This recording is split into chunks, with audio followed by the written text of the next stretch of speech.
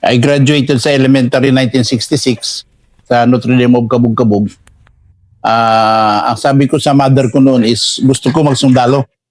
Kasi dati-rati yung elementary pa ako, yung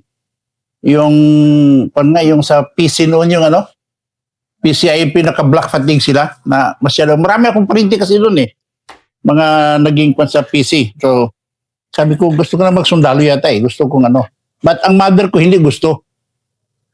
So dahil hindi gusto ng mother ko, sabi ko hindi ko gusto magsundalo ko, di magpari na lang ako. Ang layo nun, si Ram. Sundalo to pare. So I joined the seminary sometime in pumasok ako 1966. High school pa ako noon High school, I graduated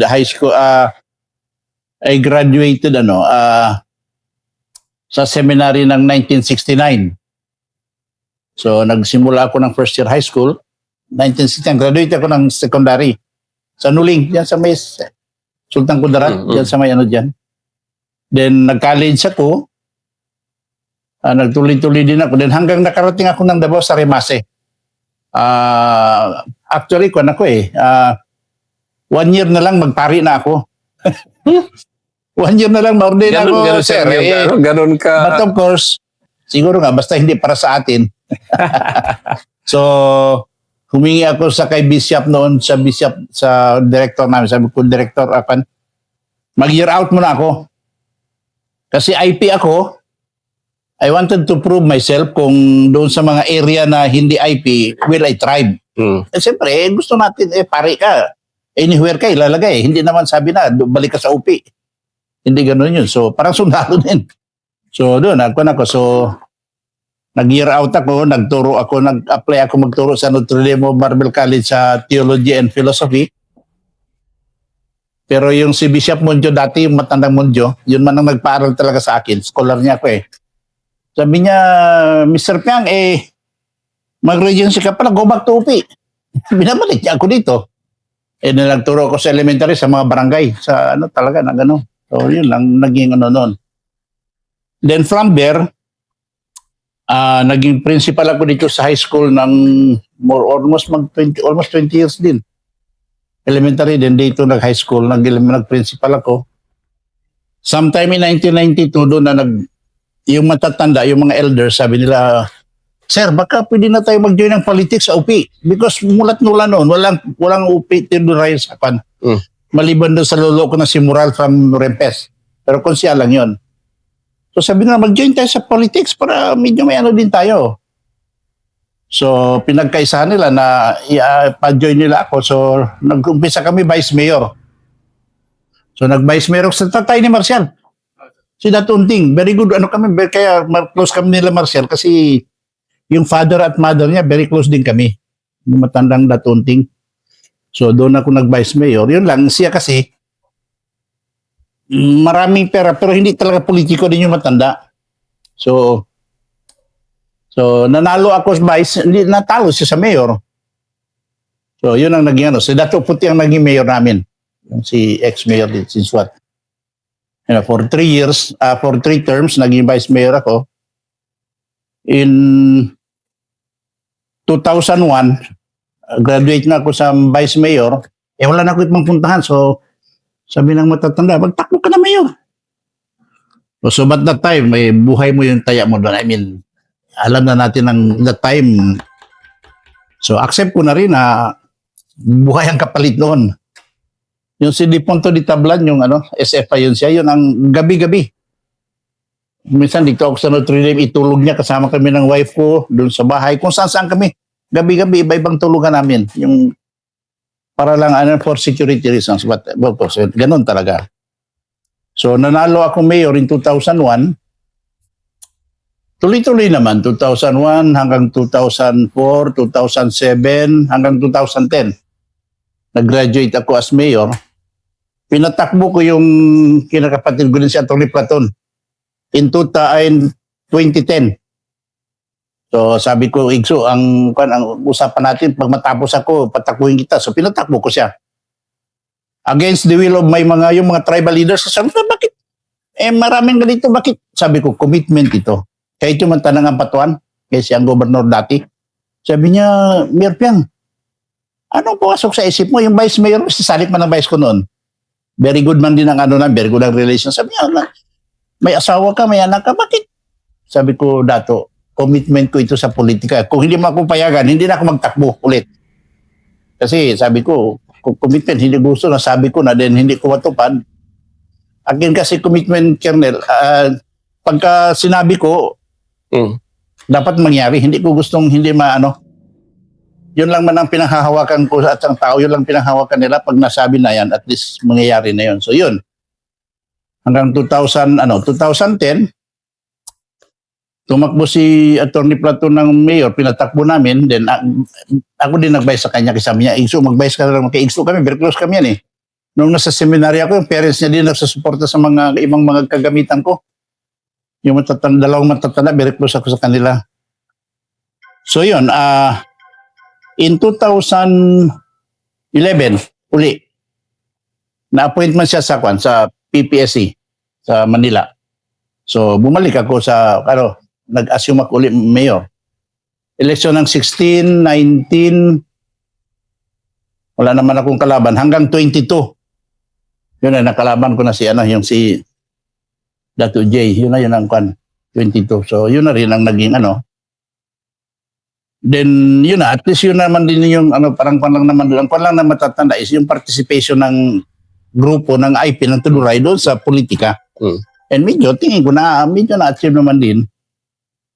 Hanggang ngayon ay medyo hindi naman rin sila na bigo doon sa mga commitments na dapat natin silang tulungan. Kasi kawawa din talaga yun. But now, okay na. Medyo maganda na yung participation ng IP sa mga politika, sa lahat. Hanggang sa yun na, at least naging na yun doon. 74, yung sinasabi mo, in 1974, ito na yung toothpick. 74 yung toothpick, no? Di ba? 74, yung toothpick. Yes, 74 nga. 74. So, that was the time. Pinasok pa ang UP bago yun. Bago yung toothpick. Pinasok pa ang UP ng MNLF. MNLF yun. Pwede bang mo muna, sir, yung ano ba si UP, yung composition para maano natin kung yung background ng town? Okay, yung UP naman, ang munisipyo kasi talaga, kung titingnan mo, we started in 2001, even in 1992, nung nag-vice ako umpisa, ang composition talaga ng town is 51% IP. 51%, 52% Tuduray. Yung Christian natin is something like mga 30%. Ang Moro natin is mga 15 something. Mga more or less ganun. Pero nung nahiwalay ang Datubla, sometime in 1977, tama, 77, yung Datubla na separate. So, ang Moro natin lumiit. Kasi nung nag-umpisa ako mayor in 2001, ang ginawa natin, may dalawang Moro na representative sa Sanggunian, fix na yan, sila na magpili. Then, dalawang IP, kasi IP ang mayor, kaya dalawa lang ang natin. So, 4 ang settler sa Sanggunian. So, 3 pala, sir, yung talaga? 3 main groups. Tri-people yes, tri-people. talaga. Kaya ang bannercon talaga namin, ang governance pa namin is tri-people talaga. Everything is, kung may nangyayari man sa mayroong mga services, lahat. May para sa IP, may para sa settler, para sa Moro. So, lahat talaga yan.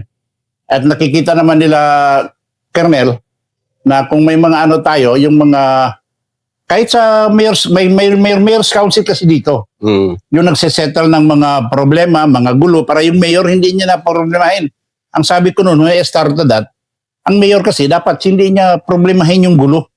Dapat mayroon siyang body or group na sila magsettle noon. Ang mayor, governance dapat ang ikuha niya para yung services, lahat ma-deliver niya. So, yun ang So, 51, 30 something, then mga 15 yung Moro. Pero lately, dyan na lang, hindi na kanina makaabot, mga 5 na lang. Kasi ang Moro na lang natin ngayon, Ganasi, Kibleg, Mirab, yan na lang. Sa Rempes pala, mayroon pa tayo sa Kuliglig, pero i-county lang din.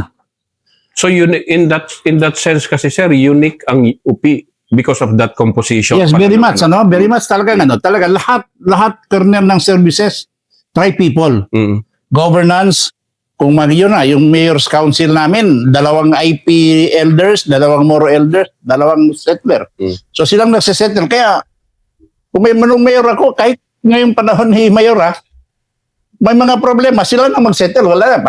Pagdating ko sa opisina, magpirma na lang ako ng pinayos na nila.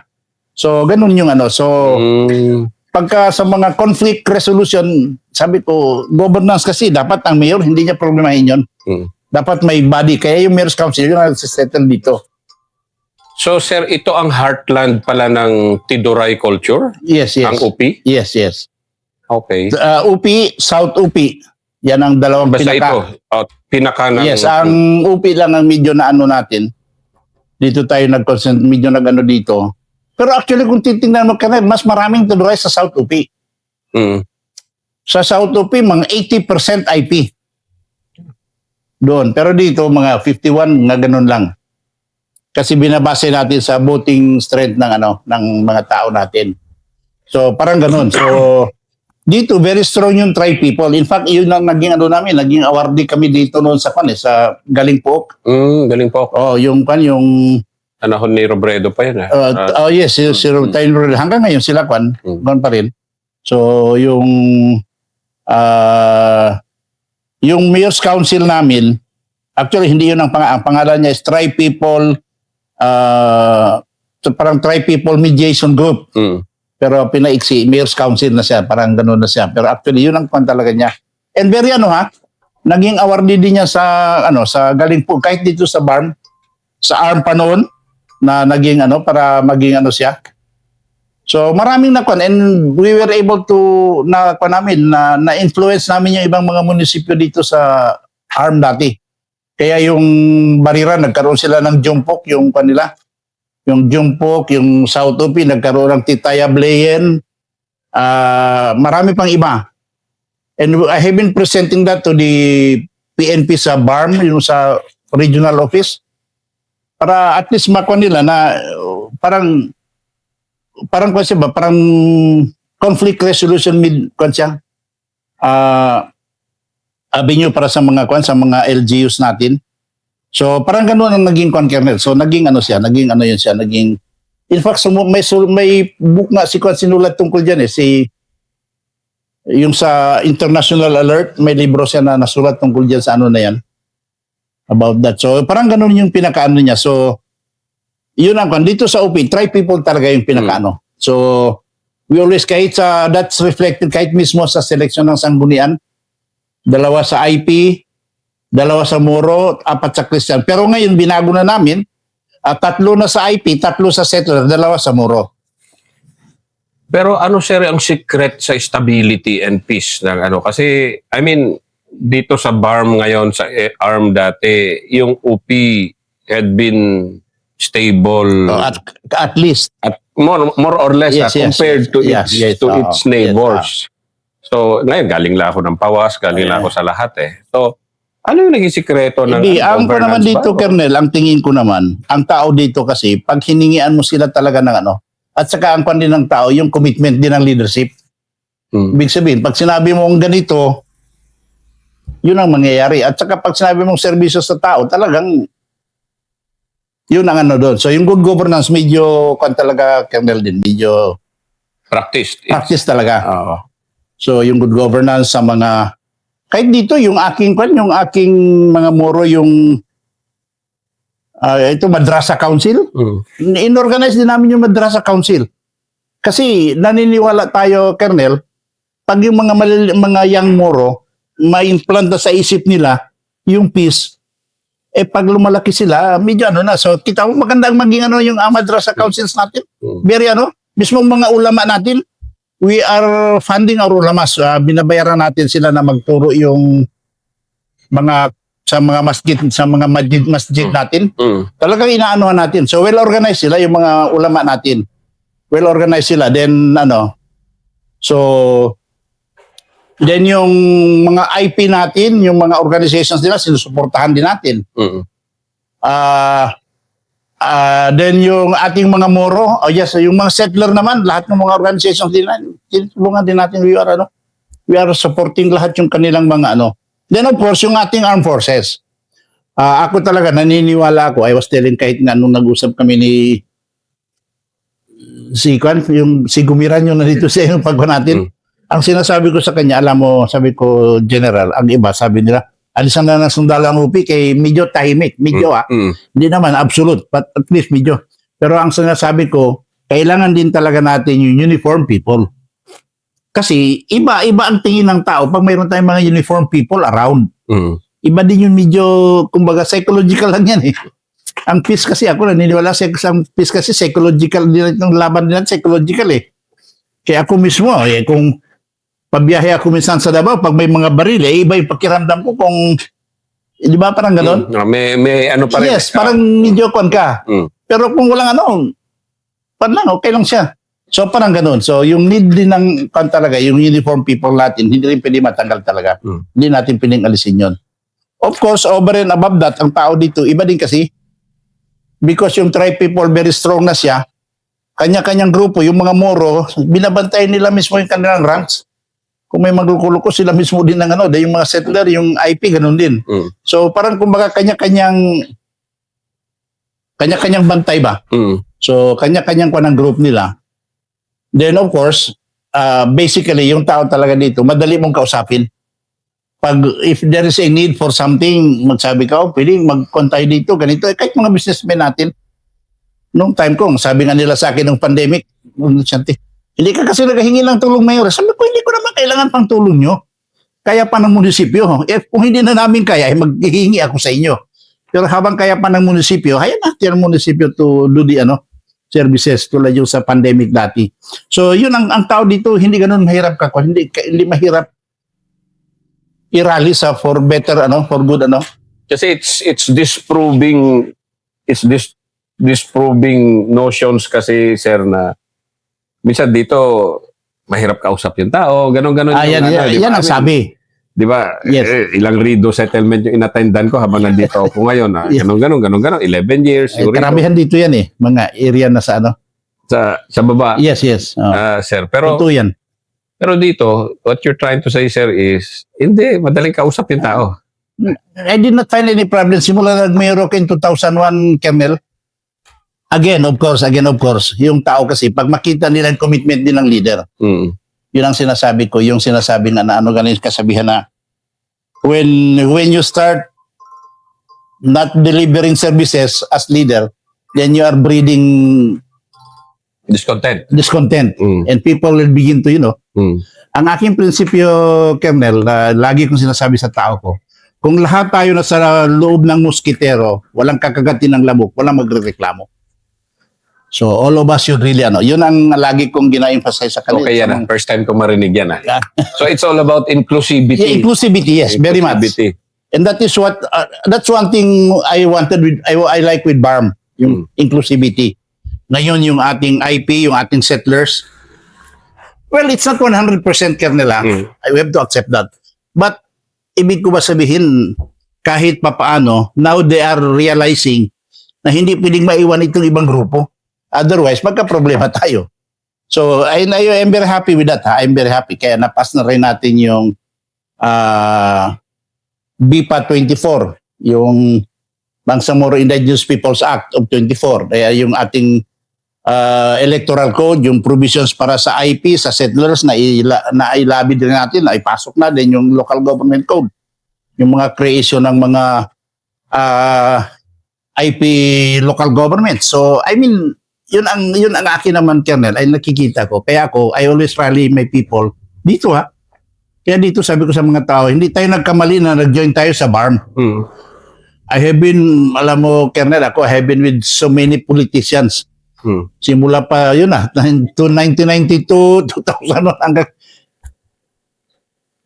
in BARM, nakikita ko, well, hindi naman 100% nga. I'm still saying na hindi naman absolute.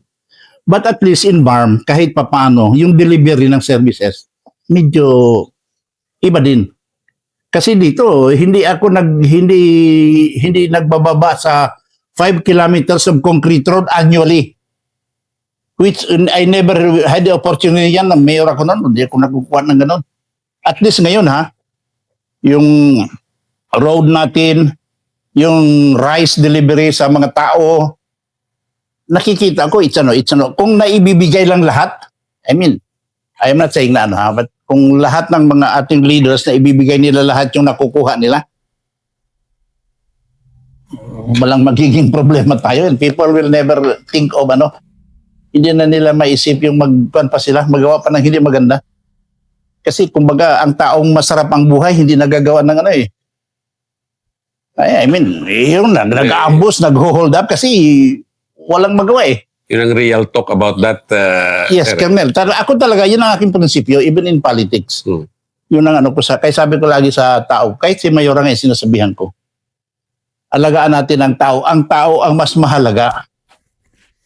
I mean, kasi sila yung ano eh, sila yung ano natin. We are not here kung hindi yung tao. So, pag pinabayaan natin ang tao, let's forget about politics. Yun ang ano, yun ang ano. Ako yun talaga, kaya ako, Colonel, I'm not saying ano, ito mga tao, alam nila. Hindi ako yumayaman sa politika kung gusto kong yumaman. Because, yung maliit mo na pwedeng anuhin, pag may nangangailangan, hindi mo pwedeng sabihin, wala. Yun ang... At hindi sila maniniwalang wala. Yes. Totoo yan, Colonel, totoo yan. They will never believe you na wala ka talagang kumbaga ma-share. So, yun ang mga ano, yun ang...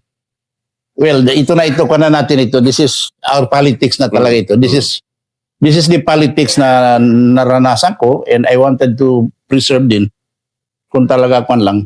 And of course, yung lahat ng sectors dapat kasama. Kaya yung mga budget, like for example, yung top speed na budget, dapat ang armed forces, pati police, pakinabangan nila yun. Hindi dapat kung saan-saan mapunta yun. Yun ang sinasabi ko. Kahit kaya Mayora, ginagawa ko, emphasize ko lagi. Kasi we cannot get the support of people when they know there is a budget pero hindi naman lumalabas. Yun ang I mean, ganun yun eh. Yun lang naman ka-simple, Colonel. Yun ang panangano natin. So, of course, I am not saying wala namang perfect leadership. We always have our own weaknesses along the way. Ang importante, na-realize natin na pag leader ka, you should deliver. At yung tao mo, dapat makukuha nilang due sa kanila. And as member of parliament ngayon, sir, ng BARM, anong future and promise ng BARM from your limited experience na ngayon sa BARM? Well, of course, ako naman, Colonel, sa tingin ko well, yung sinasabi ko, yung BARM naman, maraming weaknesses pa rin. I mean, with all the leadership crisis na nangyayari, but ako, naniniwala ako na along the way, itong mga leaders natin, marami naman tayong mga leaders na kumita din. While there are a few na we have to accept na talagang medyo but marami pa rin tayong mga leaders sa Bangsamoro na talagang they wanted development na mangyayari sa Bangsamoro. And I believe na kung itong mga leaders na ito, maano natin, and I hope the election will soon really be magawa talaga siya para talagang yung tao makapagano talaga sino yung dapat mamuno sa kanila para yung actual yung leadership talaga maanuhan natin. But I think BARM has good futures. Yung ang sinasabi ko, Colonel, na wala namang perfect leadership, ang daming mga complain. But that's part of it. Ang importante na people and the leadership accepts these complaints and acknowledge na mayroong mga ganito. Ang problema kung may reklamo, then hindi natin pinapakinggan. Yun ang medyo magkakaroon ng But tingin ko, itong mga leaders natin, si Chief Minister, si Makakuha, one good leader ito talaga na ako ay salute talaga. Ako, kasi nung naging gobernador, Colonel ikon lang itong akin, parang kung lang. Naging gobernador siya. Dito lang sa UP. Itong napasemento na ito. Siya nagpasemento ditong na ito. Yung malaking gymnasium na ilalagay dyan, siya din ang nagano noon. May kalsada dito sa Bayabas na mga 1.5 kilometers galing sa probinsya nung gobernador pa siya. Then may mga bus, lahat ng munisipyo sa norte, nabigyan niya ng mga Mga bus, yung pera galing national, kasi may national, may ginabagay man talaga sa kwan, sa probinsya. And yung naibigay sa probinsya, ginamit niya, ibinili ng bus, binigay sa mga sa mga munisipyo. So sabi ko, kaya nga, ako nang hinayang ako noong hindi na siya tumakbo. But of course, again, ang sinasabi natin, wala namang monopoly ng leadership eh. So, ang sabi ko nga sa kanya, Gob, sayang. But at least itukaw naman is one good option. Ako naman, hindi naman din ako ano. Is one good option na pwede rin siyang anuhan na para maanuhan siya. But tingin ko, pagka i-guide din ng maayos ng national leadership itong Bangsamoro, tingin malayo ang marating, Colonel. And the inclusivity na inano niya, yung IP settlers natin na nandyan, malaking bagay yun. Malaking bagay talaga. Very ano. Itong nangyayari ngayon, this has never happened in ARM pa. Dito lang sa BARM ito nangyayari. Kaya sabi ko, medyo malaki din ang ano talaga. Hopes natin. We hope. We With hope talaga. of course, the military, sabi ko kay kung pumunta si Gumiran dito yung sa aspect. Sabi ko, General, importante kayo lagi sa kwan ha. Kailangan hindi kayo mawala sa mga, siyempre, sa mga eksena ng ano. Kasi people respect pag mayroon tayong naka-uniform, iba din ang maging kwan, iba din ang maging ano niya. Ibang maging patak niya. So, yun lang. Sabi naman niya, lagi na siya pumupunta eh. So, very ano talaga. Yung leader, yung military talaga, malaki din ang maging role dito. Dito sa ano sa Bangsamoro. Kasi tulad yung mga gulo-gulo na yan, pag may military, medyo iba din. O iba din kung sila, kung kami lang sa BARM. Redo settlement. Yun. Grabe na. Si General Cato sa ano, dito lagi kay Kwan sa Sur. Magkasama kami. Sabi niya, punta-punta kami sa kanan. Pero sabi niya, sir, okay naman. It's progressing. So, unti-unti. I mean, unti-unti. even sa SPMS box, medyo hindi tulad dati. Ang SPMS box dati, grabe din. Hindi talaga maano. Pero ngayon, medyo unti-unti, medyo ano na.